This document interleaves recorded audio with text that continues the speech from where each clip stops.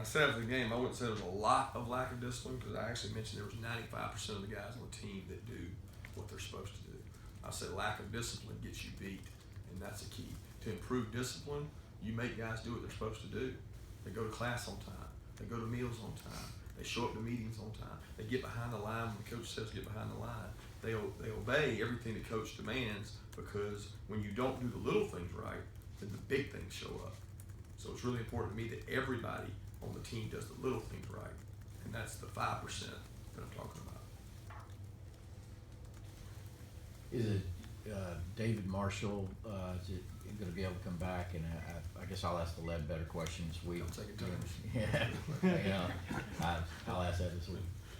Yeah, David is expected to be back. It's a deal that he's going to probably be non-contact today, but he's going to be able to go out and practice and run and move around and do some more stuff, which is really helpful to us. I mean, the guy's really playing well and helping our team in an area of need.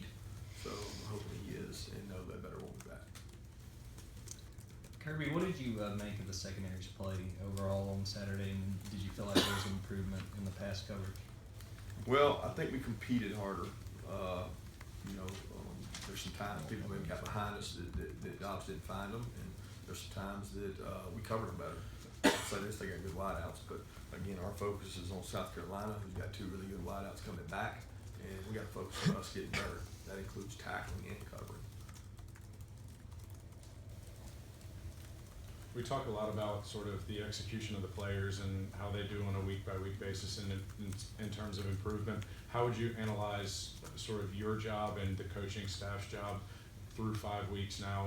What can you improve on? What do you think that y'all have done well and so forth?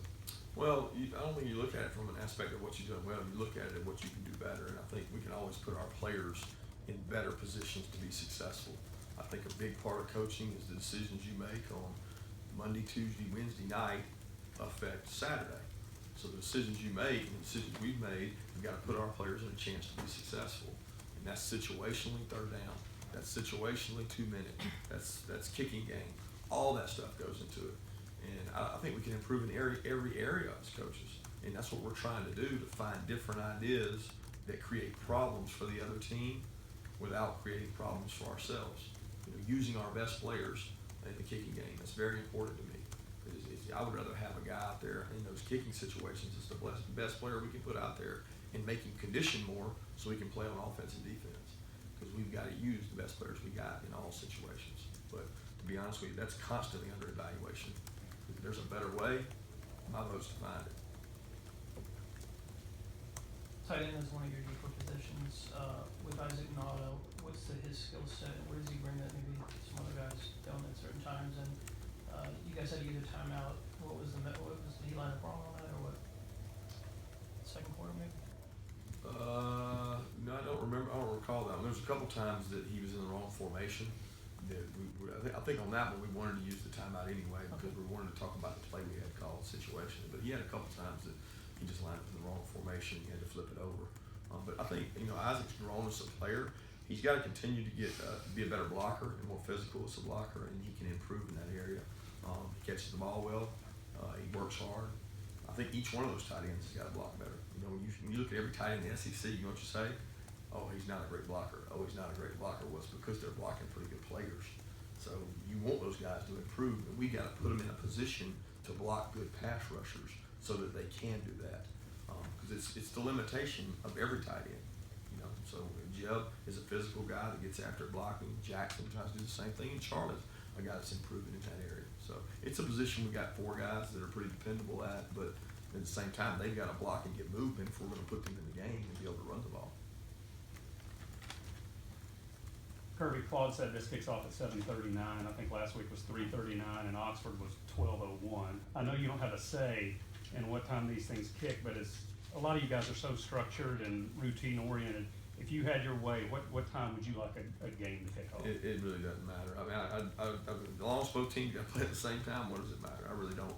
Doesn't affect us. I do like routine, where you have the Friday, Saturday routine the same, and that's changed a lot. But it is what it is. I mean, it's what helps give our conference money. It helps make us one of the wealthiest conferences because of the TV. So you can't have it on one end and not on the other. fans tend to linger on dramatic last-second heartbreak type games like that. In your experience, does that affect the players' ability to refocus, to move on? The fans dwelling on it affect the players? No, and I think the outcome of the game sometimes can affect the players as far as dwelling on it, but I don't think the fans lingering on it. We gotta move on. I mean, look, it's simple, guys. This game is simple. You gotta move on to South Carolina right now. South Carolina, Texas A&M probably didn't respect South Carolina, and they went into the half in a dogfight, okay?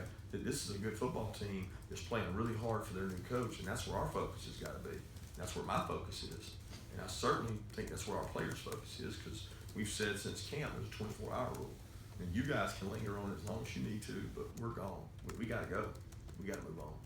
Last question. Speaking a little bit more on the tight ends, it appeared that they were utilized a lot more in the offense this week. Was that sort of by design to work them in over the course of the season, sort of not necessarily trying to show teams up to this point what you had at the potential tight end position, or were you trying to sort of, I guess, work them in to as long as they were comfortable? I don't really know how to answer that question. I thought they were used less this week. We had less tight ends on the field, and I think you're I guess you're more in the referring pass to the game. fact that he caught the ball.